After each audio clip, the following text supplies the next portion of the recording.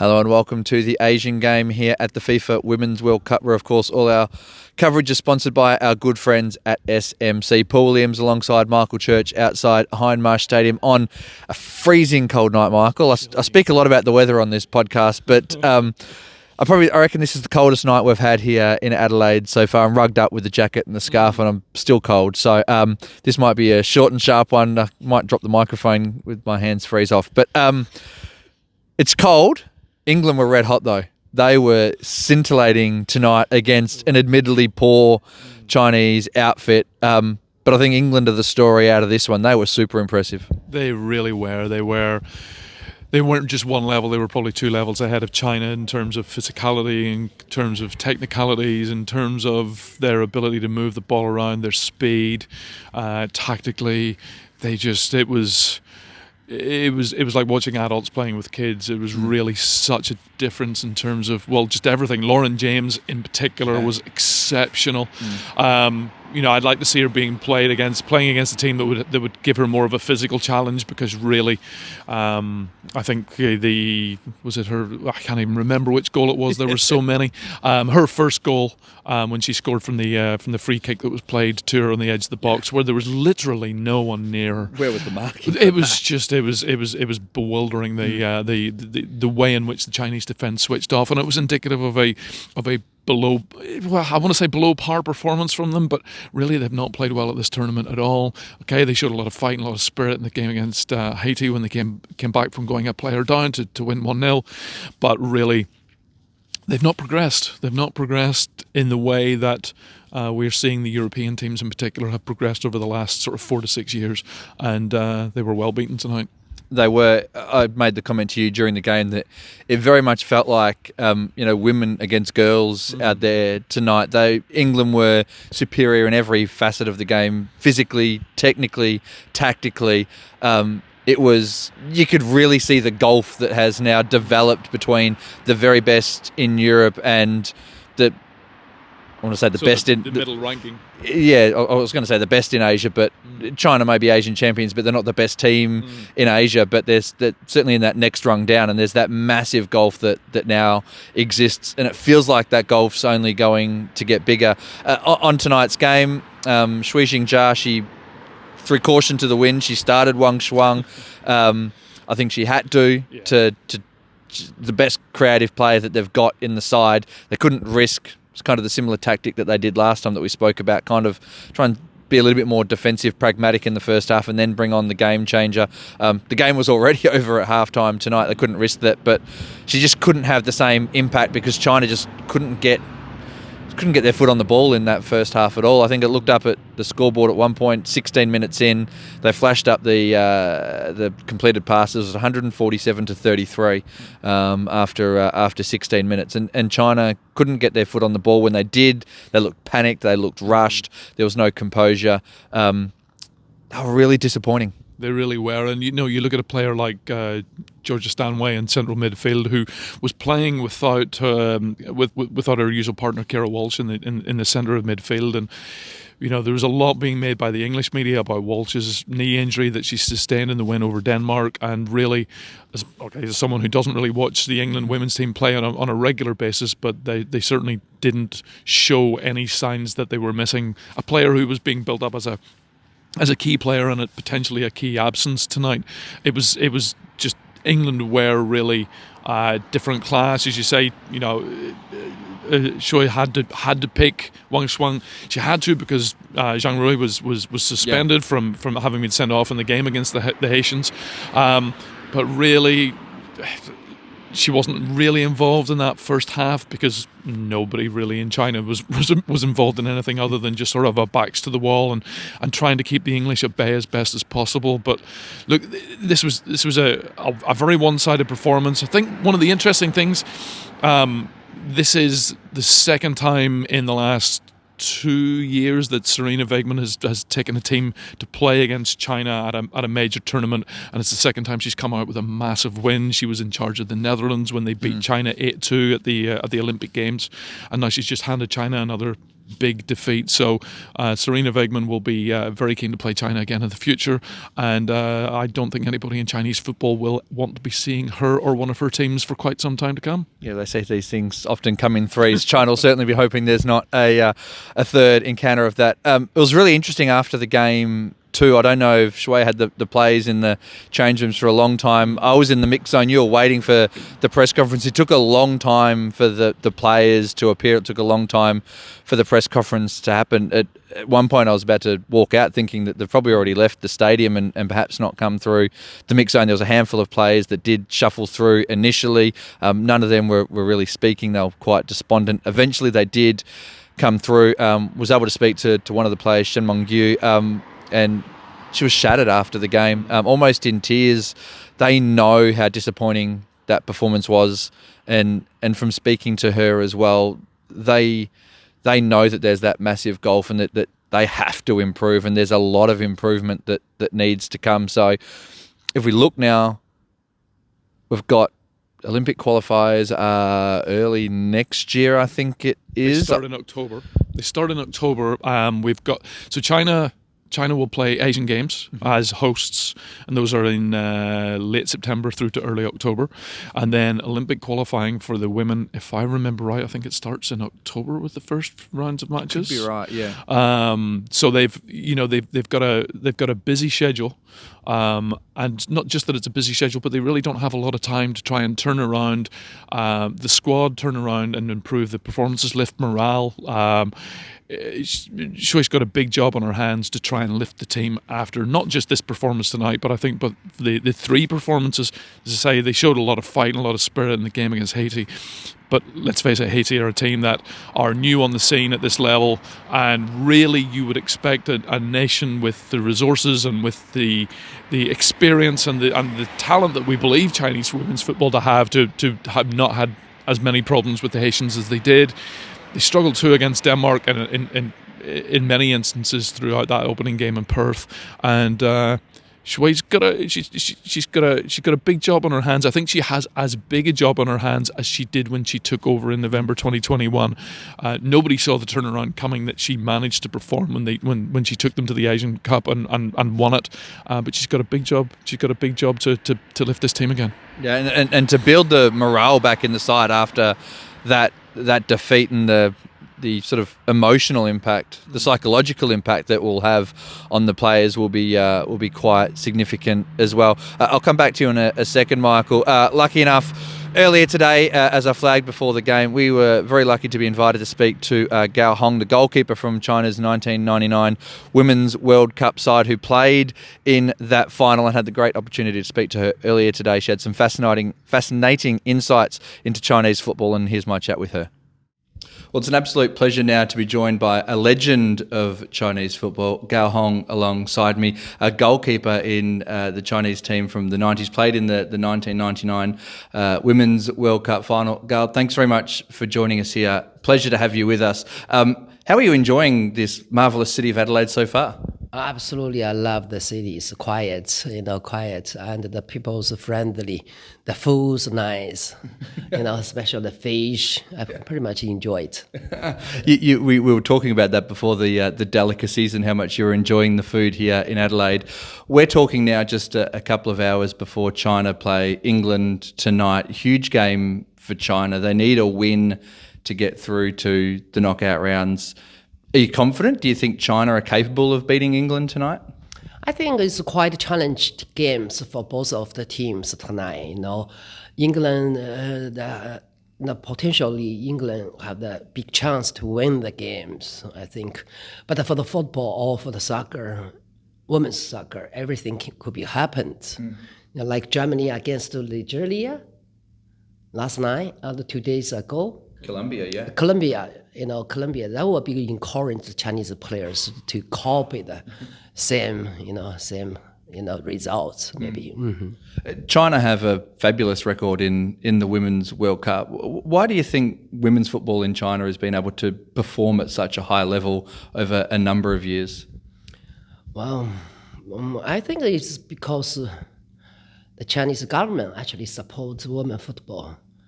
in somewhere, because keep the teams in each province, like Shanghai, Jiangsu, Wuhan, support the government, which is government means it's a financial department. That give the job, a stable job, the salary, the position, and that's changed a lot girls' life. That's encouraged the girls to play soccer, now. That's the one I think is the big reasons. Continuously training day by day. That have the professional league too now. They call it professional league, but for me, for my opinions, I think it look like tournaments.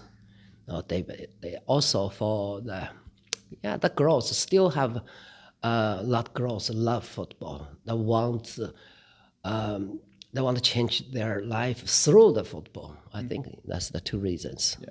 Where do you see women's football in China is at now compared to the past? As I said, made the final in 1999, have gone to the knockout rounds in every tournament in which they've played so far. Where does this current Chinese team rank, and where is Chinese women's football compared to the rest of the world at the moment?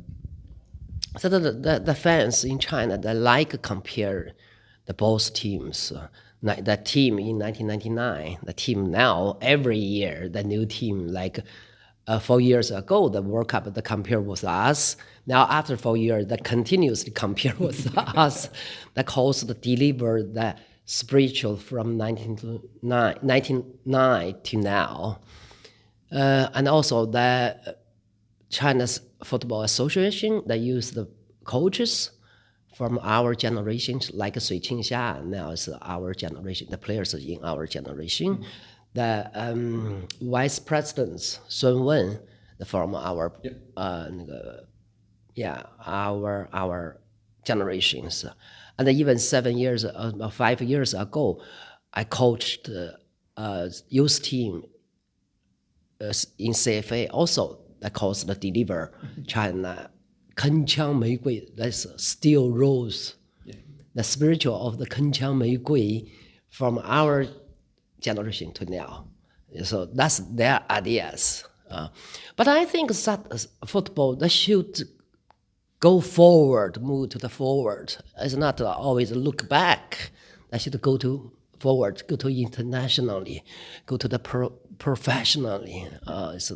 That's my opinion. We were talking a little bit about this before we sat down.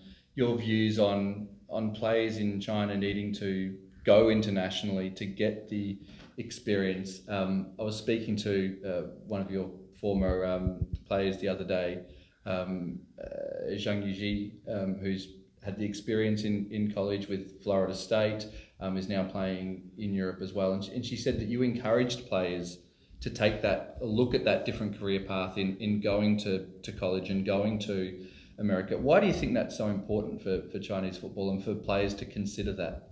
For me as a coach, I don't think I only coach them tactical in the football pitch. I think for coach also have the education, the duties or something, So I just want them to seeking the freedoms. I encourage them learn how to create the life in the future.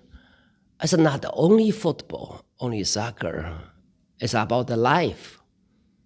So I want them go out to look, to learn, to thinking who I am, where I'm going, what kind of person I want to become. So I want them, after they return back to the field, it's really they wanted, they love, because of that love, the play.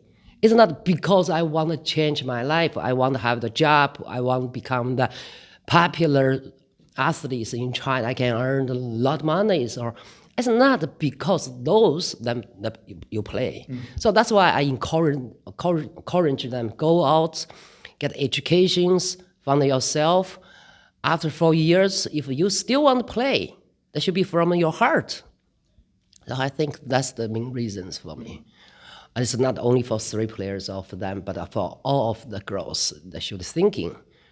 They should open their eyes. They should, oh, now I can create my life. It's not being organized the life.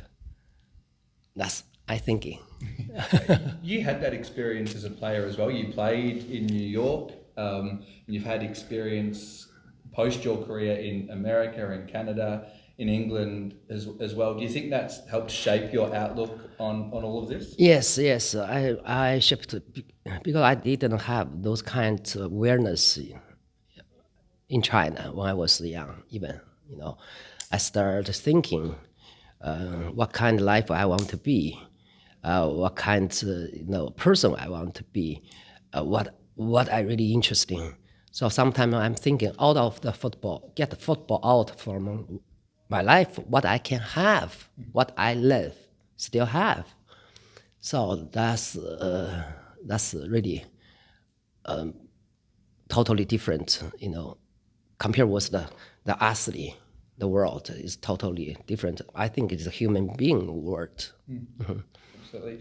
Before we finish up, I have to ask you about 1999, the World Cup, making the final. Unfortunately, didn't make it through. But what are your memories of that experience and making it to the World Cup final? My experience is, first, I have the 3 pictures before the final match. I was really relaxed because I have the full confidence. I pretty much, I believe myself, believe my team. But before the match day, we get out from the hotel to the bus. Suddenly I feel nervous. Now back to room. The bus waiting us. I need back to the room. Back to my room. I prayed a little bit. God, I really get nervous. So then I run out. That's one pictures. Second pictures, I remember that before the match, USA team and our team from a different way to the pitch, And number 10 of the States, I forgot her name. I'm asked something. The player captain of the USA team, she knows I'm a believer, and I know she's a believer too. So both of us suddenly we watched each other. Then we put the fingers to the sky to say, "Let God decide." Let God decide. That's the memory, good memory for me. And the last one, the memory is. I was really struggling with the panini cakes, struggling. Before I was really confident with my performance, even with the panini cake. But at that moment, I was struggling a lot. I cannot analyze the players, the USA players, she kick. That make me nervous. And secondly, the noise of the outside make me, I cannot, quite thinking. So the struggling, the feelings of the struggling, get the memory in my side. So that's And then just finally, of course, goalkeeper goes to a penalty shootout. Do you feel pressure in that situation? A lot of people say that all the pressure is on the taker of the penalty to score. But as a goalkeeper, did you feel the pressure in that situation? And then being on the losing side, how did you manage to deal with that? Perhaps the way of the thinking is different. I don't think I do everything. I don't think if I lost, what I'm going to do. I always thinking how I can win, how I can get success. So I don't feel nervous at the moment. I just thinking, struggling. I cannot find the way that USA players she kick. Cannot find the ideas. Usually, I can find by their eyes, by their actions, movements. I can find a little bit. So then I feel comfortable. But that moment, I cannot find it. That make me only struggling. I'm not nervous. Mm-hmm. Well, Gao Hong, thanks very much for joining us today. Certainly hope there's no commiserations for China tonight. Hopefully it's a night of celebration as they take on England. Enjoy the match, and hopefully you will be celebrating after that one. Thank you so much for your interview. I pretty much enjoy the time. And a massive thanks to Gao Hong for her time. Just finally, Michael, I want to pick up on something that we were discussing there, and it's her view on taking more Chinese players overseas and the need for it to happen, really. When you look tonight, you can see that women's football, the balance of power has fully shifted over to Europe. It is where now the strongest leagues are, the best players are. We see a small handful of Chinese players over there, but if Chinese football and Asian football is to improve more generally, like it is in the men's game, we're going to have to see more players move, aren't we? Unquestionably. I think, the days when Asian nations are able to keep their players at home, play in their domestic leagues, and then go and play against the best teams in the world and be successful are long, long gone. The team that Gao played in 1999, they were all, or the majority were based in China. Maybe Sun Wen, I think, might have at that point been sort of back and forward between playing in the States and playing in China. But the vast majority played in China, as do the majority of this team. And back then, the women's game was nowhere near as developed as it is today. And I think we've seen the last 5 or 6 years the way in which we've seen UEFA obviously putting a lot of money into the development of the Women's Champions League. We're seeing the Women's Super League in England, where the clubs associated with the big men's teams, the Manchester Uniteds, the Chelseas, the Manchester Cities, are putting considerable funding into developing and improving the women's teams that they have. We're seeing it with Barcelona. We're seeing it in Germany. We're seeing it in France with clubs like Olympique Lyon and Paris Saint-Germain. There is so much more money coming into the women's game in Europe, and the levels of improvement that we're seeing in women's football as a result of that, through better coaching, nutrition, full-time contracts, the professionalism that comes with that. The women's game has just skyrocketed in Europe, and Asia's being left behind, and we're seeing that with results like 6-1 for China tonight. We saw obviously Vietnam losing today 7-0 to the Netherlands as well. One of the teams who are among the favourites for this tournament reached the final in 2019. The only teams that we have doing well, Japan, obviously, looking at things from a more technical perspective, and certainly we talked about Colin Bell, the South Korea coach, and maybe some of the comments that he made about changes that need to be made in Korea, and he referenced Japan in those comments yesterday, talking about the Japanese, as the Japanese always do, having a proper plan in place and following that very strictly. Australia with a solid-ish league, and the better players again playing for some of the bigger clubs in Europe are the two who are a step or two ahead of the rest of the even the better teams in Asia. Those changes need to be made. Leagues need to improve. They need to become more professional. They need to become professional in some instances. The Koreans are only semi-pro. So there needs to be a greater level of professionalism, and there needs to be more competition. And I think we need to see a greater level of competition at Asian level too. Yep. We need to see a proper Asian Women's Champions League coming in. AFC have dabbled. There's been some pilot schemes, but I think we need to make that next step. Otherwise, the gap will grow very big very quickly, and we will see Asian teams coming to Women's World Cups and not being competitive. Yeah, I wholeheartedly agree with that. AFC has spoken in the past about launching that Women's Champions League. We're yet to see any details around what that will look like. It's no surprise, I reckon, the best players for China in this tournament, Wang Shuang, Yang Lina, and Zhang Linyang, all play in Europe. Yeah. Wang Shuang plays in America now, but has played in Europe previously, but all play outside of China, and I don't think that's any coincidence. That's something we'll probably get into in a little bit more detail probably after the tournament as we complete a post-mortem on Asia's performances, but that is where we will leave things for tonight, Michael, because I'm freezing cold here and I'm about to drop this microphone because I can't feel my hands anymore. But thanks for joining us. Thanks for joining me here in Adelaide. You're jetting back to Sydney now, so it's been a pleasure to have you in Australia's largest country town and show you around the sites. Unfortunately, it wasn't more successful for the Asian teams, but it's been a pleasure having you alongside me. It's been great. I've loved being in Adelaide. It's been really nice. It's been nice to work alongside you and have you show me the sites, which has been really good. But yeah, back to the big smoke tomorrow. So, and then back to Hong Kong on Friday. Unfortunately, my time at the Women's World Cup is almost at a close, but it's been good. I've enjoyed it a lot. Your time might be over, but our time certainly isn't over with Australia and Japan through to the knockouts. We'll we'll continue to bring you coverage here on the Asian Game, whereas, of course, our coverage is always sponsored by our good friends at SMC. That is where we will leave things for today. And until we speak next time, it's bye for now.